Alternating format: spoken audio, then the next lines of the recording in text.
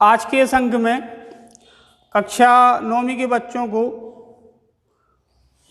परिमेय संख्याओं के संबंध में अंक की गतिविधि को जोड़ते हुए परिमेय संख्या के अन्य जो इसमें पहलू दिए हैं आप अपनी एनसीईआरटी की बुक पेज नंबर 17 पे देखेंगे तो उसमें प्रश्न नंबर जो 3 है उसमें दिया गया है निम्नलिखित को P/Q के रूप में व्यक्त कीजिए, जहां P और Q पूर्णांक हैं तथा Q बराबर नहीं है 0 के। तो जी यहाँ पे 3 समस्याएं दी हैं।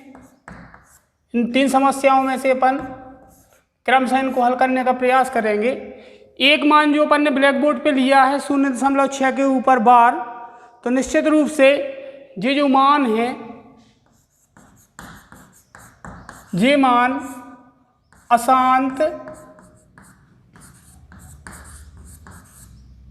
पुनरावृत्ति क्रम में है, अशांत पुनरावृत्ति क्रम में दिया गया है। और यदि यही मान अशांत पुनरावृत्ति क्रम में ना दिया होता तो फिर इसके लिए अपन P/Q के रूप में नहीं लिख सकते थे। तो आज देखेंगे कि 0.6 के ऊपर बार को परिमेय संख्या के रूप में किस प्रकार से अपन प्राप्त करते हैं। तो सर्वप्रथम मान लेंगे माना x बराबर 0.6 के ऊपर बार, इसको समीकरण नंबर 1 से दर्शाएंगे। अब इसमें ध्यान रखना है, इसके पहले भी चर्चा की गई थी कि 0.6 के ऊपर बार मतलब केवल और केवल एक अंक के ऊपर बार है। दशमलव के बाद आने वाले अंकों की संख्या 1 है और एक ही अंक की बार बार पुनरावृत्ति हो रही है। तो जिस अंक की बार बार पुनरावृत्ति होती है उस पर अपन बार का प्रयोग करके उसको वहीं पर रोक देते हैं। जो मान यहाँ पे अपन ने दर्शाया है x बराबर 0.6 के ऊपर बार, इसको अपन दूसरे रूप में इस प्रकार से भी लिख सकते हैं 0.666666। इसका क्रम कभी भी शांत नहीं होगा, इसकी पुनरावृत्ति अनंत पदों की ओर अग्रसित होगी। तो इसको अपन ने माना x बराबर 0.6 के ऊपर बार, इसमें अपन दोनों पक्षों में 10 से गुणा करेंगे। इसके दोनों पक्षों में कितने से गुणा किया जाएगा? 10 से गुणा किया जाएगा। और 10 से गुणा करने का तात्पर्य यह है कि इसमें दशमलव के बाद आने वाले अंकों की संख्या कितनी है? 1 है। इस प्रकार के प्रश्नों को परिमेय संख्या के रूप में निर्धारित करने के लिए विभिन्न प्रकार की गतिविधियां शामिल हैं। आवश्यक नहीं कि परिमेय संख्याओं का निर्धारण जब दशमलव प्रसार में दिया हो और उसको P/Q के रूप में लिखना हो तो उसके लिए एक ही विधि का प्रयोग किया जाए। प्रश्न की स्थिति पर P/Q का रूप निर्धारित होता है। तो इसके दोनों पक्षों में 10 से गुणा करेंगे। यहाँ पे अपन लिख सकते हैं समीकरण 1 के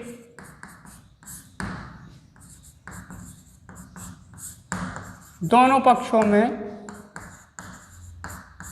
10 का गुणा करने पर एक पक्ष x हो गया और दूसरा पक्ष हो गया 0.6 के ऊपर बार। तो इस प्रकार से इसमें 2 पक्ष दिए हैं, एक बायां पक्ष और एक दायां पक्ष। जब दोनों पक्ष दिए हों तभी अपन किसी स्थिति को समीकरण से परिभाषित कर सकते हैं। केवल एक पक्ष की संभावना से समीकरण निश्चित नहीं होता है। तो यहाँ पर एक पक्ष में x है और दूसरे पक्ष में 0.6 के ऊपर बार है। यहाँ पे गुणा किया तो 10 गुणित x 0.6 के ऊपर बार गुणित 10। इस प्रकार से अपन ने दोनों पक्षों में 10 का गुणा किया। 10 का गुणा x में होगा तो 10x प्राप्त होगा। यहाँ पे कुछ बच्चों के लिए असुविधा हो सकती है, तो इसको अपन ने पहले की भांति सीखा है कि 0.6666 ये अंक कभी समाप्त होने वाला नहीं है। गुणनफल के जो नियम हैं ब्रज कोर्स की गाइडलाइन में आपको बताया गया है कि दशमलव के बाद कितने ही अंक क्यों ना हो, यदि अपन 10 से गुणा करेंगे तो दशमलव केवल और केवल एक अंक खिसकेगा। किस तरफ खिसकेगा? दाईं तरफ खिसकेगा। तो अभी दशमलव यहाँ पे है, जब इसका 10 का गुणा हो जाएगा तो दशमलव का मान इस 6 के बाद आ जाएगा, मतलब दशमलव के एक अंक खिसकेगा। वो किस तरफ खिसकेगा? दाईं तरफ खिसकेगा। अर्थात गुणा करने पर दशमलव दाईं तरफ खिसकता है और भाग करने पर दशमलव बाईं तरफ। तो यहाँ पे अपन गुणा की प्रक्रिया लागू कर रहे हैं तो इसका मान हो जाएगा 6.666666 कहाँ तक? अनंत तक। मतलब जैसे ही अपन ने इसमें 10 का गुणा किया तो उसका मान क्या प्राप्त होने लगा 6.666666। अब यहाँ से 10 चले जाएंगे। 10 क्यों चले जाएंगे? क्योंकि 10 का अपन ने गुणा कर दिया तो दशमलव यहाँ पर था। अब ये दशमलव खिसक के एक अंक दाईं तरफ आया तो उसका नया मान क्या मिल गया 6.666666। इस क्रम को फिर से अपन पूर्ववत रूप में लिख सकते हैं 6.6 के ऊपर बार, क्योंकि ये अंक कभी भी समाप्त होने वाला नहीं है। तो जैसे ही इसमें 10 का गुणा करेंगे इस अवधारणा के आधार पर प्राप्त होने वाला मान क्या हो जाएगा 6.6 के ऊपर बार। इसको देंगे समीकरण नंबर 2। ये रफ वर्क है तो इसमें समीकरण 2 प्राप्त किया। समीकरण 2 प्राप्त करने के बाद अपन देखें, इसको अपन ने माना था, मानने पर समीकरण 1 दिया था। इसकी अवधारणा के आधार पर 10 का गुणा किया तो दूसरा समीकरण 10x बराबर 6.6 के ऊपर बार के रूप में प्राप्त हुआ। अब कुछ नहीं करना है, समीकरण 2 में से 1 को घटा देना है। तो ध्यान रखें, बाएं पक्ष में से बायां पक्ष घटेगा और दाएं पक्ष में से दायां पक्ष घटेगा। तो इसके नीचे अपन लिख सकते हैं समीकरण 2 में से 1 घटाने पर ध्यान में रखते हुए बाएं पक्ष में से बायां पक्ष घटेगा और दाएं पक्ष में से दायां पक्ष घटेगा। तो समीकरण 2 का बायां पक्ष 10x, समीकरण 1 का बायां पक्ष x, समीकरण 2 का दायां पक्ष 6.6 के ऊपर बार और समीकरण 1 का बायां पक्ष है 0.6 के ऊपर बार। 10x में से 1x घटा दिया, इसका कोई पूर्णांक नहीं दिया है तो इसके पूर्णांकों को अपन 1 के रूप में स्वीकार करते हैं। तो 10x में से 1x घटा दिया तो यहाँ पे मिलने वाला मान क्या हो जाएगा 9x। कभी भी गणित में 1y, 1x, 1z, 1k इस प्रकार से पूर्णांकों को नहीं दर्शाया जाता है। तो वही अपन ने यहाँ पे स्वीकार किया है कि ये 10x है और ये कितने x, 1x है, कोई पूर्णांक नहीं दिख रहा है तो मतलब 1 है। तो इस प्रकार से 10x में से 1x घटाया कितने प्राप्त हुए 9x। अब 6.6 के ऊपर बार में से 6.6 के ऊपर बार में से 0.6 के ऊपर बार वाले मान को घटाना है। तो ये दोनों मान समान दिख रहे हैं तो इनका परिणाम निश्चित 0 प्राप्त हुआ और 6 में से 0 गया तो कितने प्राप्त हुए 6। अब दशमलव काउंट कर लेना है। दशमलव कितने अंकों के बाद है 1 अंक के बाद है तो दशमलव अपन ने 1 अंक के बाद लगा दिया। तो जब भी दशमलव संख्याओं का गुणा, जोड़, भाग या घटा संक्रिया करते हैं तो इसकी एक मुख्य अवधारणा है, यदि आपने घटाने की क्रिया सही की है तो वो निश्चित रूप से तभी सही प्राप्त होगी जब दशमलव 1 सीध में होगा। दशमलव 1 सीध में होने का अर्थ आप देख पा रहे हो, ये दशमलव कैसा है 1 सीध में है। 6.6 के ऊपर बार, 0.6 के ऊपर बार, इस प्रकार की अवधारणा का यदि अपन प्रयोग करते हैं तो यहाँ पर ना तो दशमलव 1 सीध में है और ना ही घटाने की संक्रिया के मानों को जो अपन प्राप्त कर रहे हैं वो सही क्रम में जमाए गए हैं। तो चाहे जोड़ संक्रिया हो या घटा संक्रिया हो दशमलव से संबंधित संख्याओं के लिए, तो उसमें ध्यान रख के चलें कि दशमलव अपना 1 सीध में होना चाहिए तो निश्चित ही उसका जोड़ और अंतर सही अपन प्राप्त कर लेंगे। तो 6.6 के ऊपर बार में से 0.6 के ऊपर बार को घटाया तो कितना मिला 6.0। गणित के नियम के अनुसार बताया गया है कि दशमलव के बाद 0 का महत्व नहीं होता तो इसको केवल अपन 6 मान सकते हैं, लेकिन इसको घटाने पे क्या प्राप्त हुआ है 6.0। तो यहाँ पे प्राप्त हो जाएगा कितना 6। दशमलव के बाद 0 इसलिए नहीं लिखा है क्योंकि दशमलव के बाद 0 सेंसलेस होता है, 0 का कोई महत्व नहीं होता है, इसलिए इसका परिणाम 9x बराबर किसके बराबर होगा 6 के। 10x में से x घटाया 9x और 6.6 के ऊपर बार में से 0.6 के ऊपर बार के मान को घटाया तो कितना प्राप्त हुआ 6 प्राप्त हुआ। इस मान को कैसे प्राप्त किया है इस गतिविधि में अपन ने देखा है। तो इस प्रकार से यहाँ पर देखें 9x बराबर 6 प्राप्त हुआ है। अब 9x के साथ में गुणन संक्रिया दर्शा रहा है, मतलब ये जो 9 है वो गुणा में है और गुणा का पक्षांतर क्या होता है भाग होता है। तो यहाँ से 9 का अपन गुणा कर देंगे, 9 का अपन यहाँ से पक्षांतर कर देंगे तो यहाँ पे क्या प्राप्त होने लगेगा 6/9। पक्षांतर इसलिए कर रहे हैं क्योंकि जो समस्या दी है उसको अपने लिए P/Q के रूप में परिवर्तित करना है। तो यहाँ से 9 का पक्षांतर किया, 9 जैसे ही पक्षांतर से बाएं पक्ष से दाएं पक्ष में जाएगा तो गुणा का पक्षांतर क्या हो जाएगा, भाग हो जाएगा। भाग को अपन बटे भी बोलते हैं।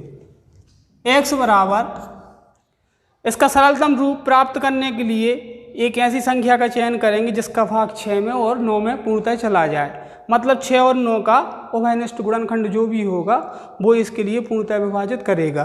तो यहाँ पर 3 दूनी 6 और 3 तिरका 9, यहाँ पर 3 दूनी 6 और 3 तिरका 9, 3 से 6 कट गए 2 बार और 3 से 9 कट गए कितनी बार, 3 बार। तो x बराबर कितना मिला, 2/3। अतः x बराबर P/Q बराबर 2/3। तो जो प्रसार दिया था, अशांत पुनरावृत्ति जो प्रसार दिया था 0.6 के ऊपर बार, इसको अपन ने P/Q के रूप में इस क्रम का प्रयोग करके प्राप्त किया है। इसी के आगे इसी से जुड़ी हुई एक स्थिति और दी गई है, उसमें देखें अपन कि उस प्रकार के प्रश्नों को भी हल करने के लिए किन गतिविधियों का प्रयोग किया जाता है।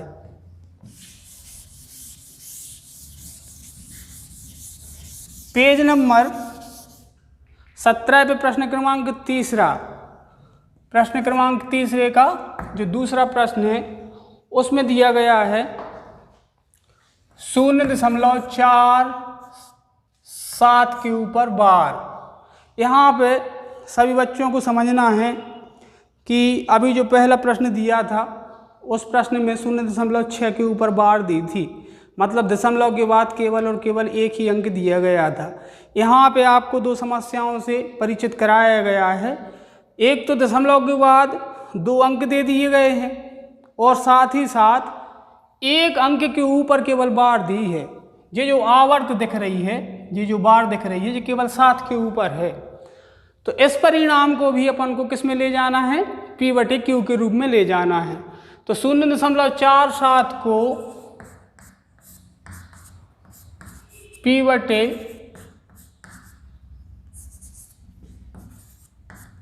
P/Q के रूप में व्यक्त कीजिए। व्यक्त कीजिए मतलब दर्शाइए कि इसको P/Q के रूप में हम कैसे लिख सकते हैं। पूर्व के अनुसार ही प्रक्रिया को दोहराएंगे। माना x बराबर 0.47 के ऊपर बार। अब यहाँ पे थोड़ी सी ध्यान देने वाली बात है, पहले क्रम में तो अपन ने सीधा जो x बराबर मान लिया था उसको समीकरण नंबर 1 दे दिया था, लेकिन इसमें 2 समस्याएं दी गई हैं। एक तो दशमलव के बाद 2 अंक दिए गए हैं और दशमलव के बाद 2 अंक देने के साथ साथ एक अंक पे आवर्त दी गई है। तो सर्वप्रथम इसमें किसमें, समीकरण ए में अपन 10 का गुणा करेंगे। समीकरण ए में कितने से गुणा करेंगे, 10 से गुणा करेंगे दोनों पक्षों में। समीकरण ए के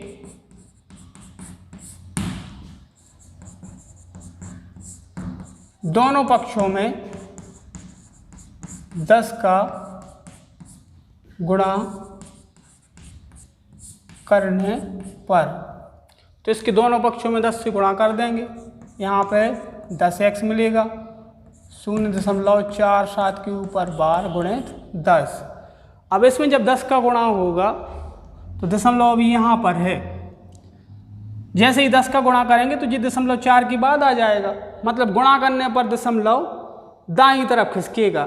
यदि 10 से गुणा कर रहे हैं तो दाईं तरफ एक अंक खिसकेगा, 100 से गुणा कर रहे हैं तो दशमलव दाईं तरफ 2 अंक खिसकेगा, 1000 से गुणा कर रहे हैं तो दशमलव दाईं तरफ 3 अंक खिसकेगा।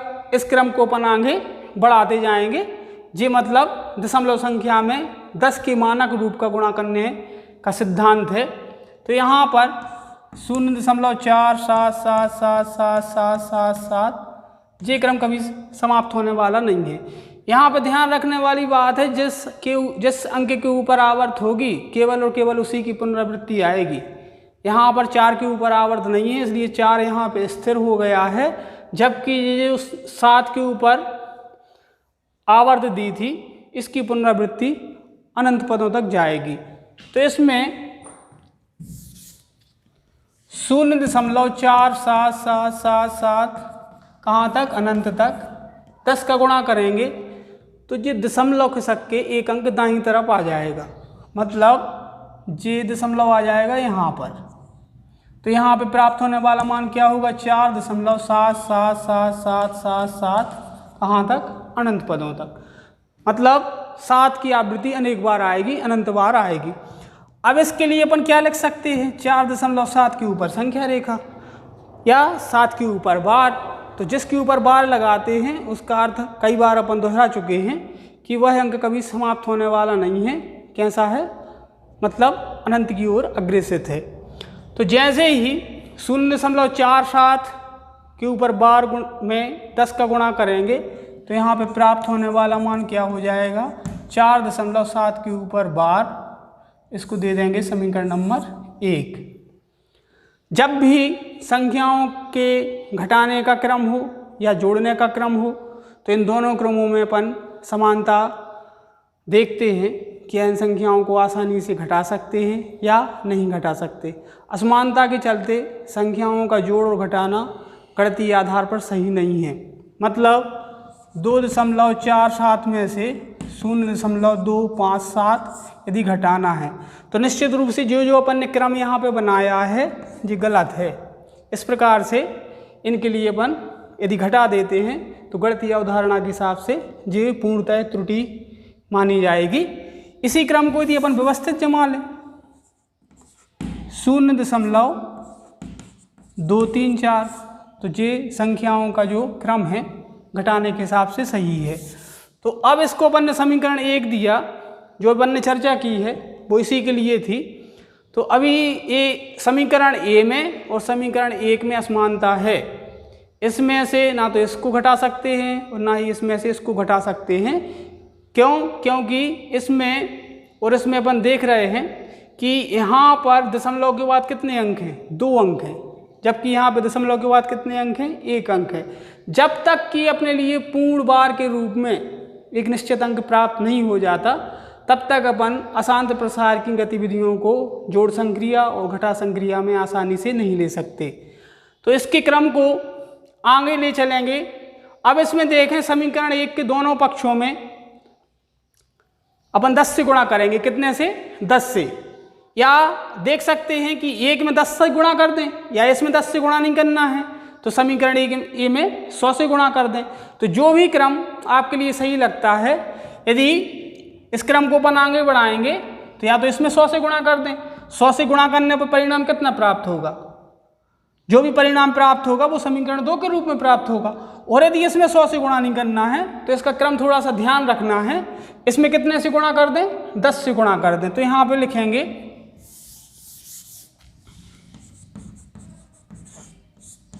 समीकरण 1 के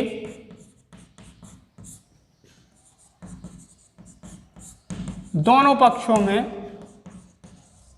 10 का गुणा करने पर। तो समीकरण 1 के दोनों पक्षों में 10 का गुणा करेंगे तो यहाँ पे 10x गुणित 10 बराबर 4.7 के ऊपर बार गुणित 10। तो 10 का 10 में गुणा हुआ तो 10 धाम 100 x और 4.7 के ऊपर बार में 10 से गुणा करेंगे तो 4.77777 गुणित 10, क्योंकि ये अंक कभी समाप्त होने वाला नहीं है। फिर से पूर्ववत आ जाएं। यदि 10 से गुणा करेंगे तो दशमलव 1 अंक दाईं तरफ खिसकेगा। तो अब दशमलव यहाँ पर है तो जैसे ही इस 10 का गुणा होगा तो ये दशमलव यहाँ पे प्राप्त होने लगेगा। 10 से कर रहे हैं, यदि 100 से कर रहे होते तो ये दशमलव यहाँ पर आ जाता। तो जैसे ही इसमें अपन 10 से गुणा करेंगे तो यहाँ पे प्राप्त होने वाला मान कितना आ जाएगा? 47.7 के ऊपर संख्या रेखा। तो 4.7 के ऊपर बार में 10 से गुणा किया तो प्राप्त परिणाम कितना हो गया? 47.7 के ऊपर संख्या रेखा, समीकरण नंबर 2। अब यहाँ पर देखें समीकरण 1 और समीकरण 2, इन दोनों की अपन तुलना करेंगे। पूर्ववत समीकरण 2 में से समीकरण 1 को घटा देंगे। ध्यान रखेंगे बाएं पक्ष में से बायां पक्ष घटाएंगे और दाएं पक्ष में से दाएं पक्ष घटाएंगे। जो अपन ने यहाँ पे रब वर्ग में कुछ चर्चा की थी वो आप देख पा रहे होंगे कि दशमलव के बाद आने वाला जो मान है वो बार के रूप में समान है, इसलिए अब इनका अंतर अपन आसानी से कर सकते हैं, इनको आसानी से घटा सकते हैं। विषम परिस्थिति में यदि एक संख्या दी है 5 के ऊपर बार और एक संख्या दी है 3 के ऊपर बार, और यदि आपसे कहा जाए कि इनके लिए घटाना क्या संभव है, तो इस सिद्धांत को गणित में नहीं दर्शाया गया है और इसमें से इसको घटा पाना संभव नहीं है। तो इस प्रकार से जो गतिविधि अपन यहाँ पे जो लेके चल रहे हैं जो इसी से जुड़ी हुई है। यहाँ पे 7 के ऊपर बार है, यहाँ पर 7 के ऊपर बार है। दशमलव के बाद आने वाले अशांत अंकों का मान एक सा है, इसलिए अपन उसको आसानी से घटा सकते हैं। यदि एक रूपता के आधार पर प्राप्त नहीं होते हैं अंक, समान अंक प्राप्त नहीं होते हैं बार के रूप में, तो उनको घटा पाना मतलब संभव नहीं है। तो समीकरण 2 में से समीकरण 1 को घटाएंगे। यहाँ पे लिखेंगे समीकरण 2 ऋण 1 से, ध्यान रखते हुए बाएं पक्ष में से बायां पक्ष, दाएं पक्ष में से दायां पक्ष। तो यहाँ पर 100x ऋण 10x और 47.7 के ऊपर बार ऋण 4.7 के ऊपर बार, बाएं पक्ष में से बायां पक्ष घटा दिया। अब 100x में से 10x जाएंगे, प्राप्त होने वाला मान 90x।